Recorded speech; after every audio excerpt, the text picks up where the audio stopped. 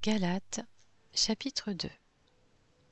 14 ans plus tard, je suis monté de nouveau à Jérusalem avec Barnabas. J'avais aussi pris Tite avec moi. J'y suis monté à la suite d'une révélation et je leur ai présenté l'évangile que je prêche parmi les non-juifs. Je l'ai exposé en privé à ceux qui sont les plus considérés afin de ne pas courir ou avoir couru pour rien. Or, Tite, qui était avec moi et qui est grec, n'a même pas été contraint de se faire circoncire, malgré les prétendus frères qui s'étaient furtivement glissés parmi nous pour épier la liberté que nous avons en Jésus-Christ, avec l'intention de nous asservir. Nous ne leur avons pas cédé un seul instant, afin que la vérité de l'Évangile soit maintenue pour vous. Quant à ceux qui sont les plus considérés, ceux qu'ils étaient autrefois m'importent peu. Dieu ne fait pas de favoritisme.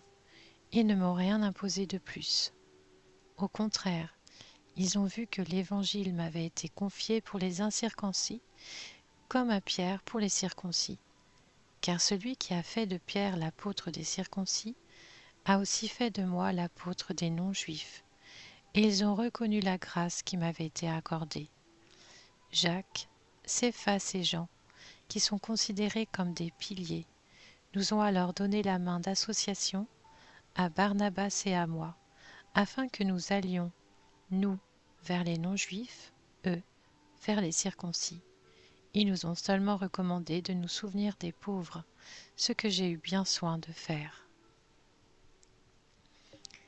Mais lorsque Pierre est venu à Antioche, je me suis ouvertement opposé à lui, parce qu'il était condamnable.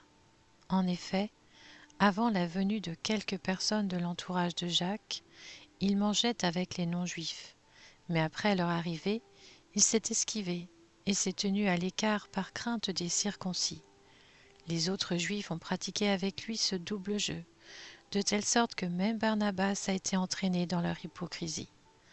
Quand j'ai vu qu'il ne marchait pas droit, puisqu'il ne respectait pas la vérité de l'Évangile, j'ai dit à Pierre devant tous, « Si toi, qui es juif, tu vis à la manière des non-juifs, et non à la manière des juifs, pourquoi veux-tu forcer les non-juifs à se comporter comme des juifs ?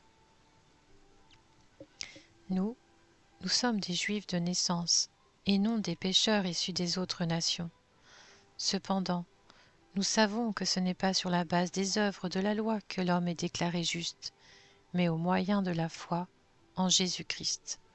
Ainsi, nous aussi nous avons cru en Jésus-Christ, afin d'être déclarés justes sur la base de la foi en Christ, et non des œuvres de la loi, puisque personne ne sera considéré comme juste sur la base des œuvres de la loi.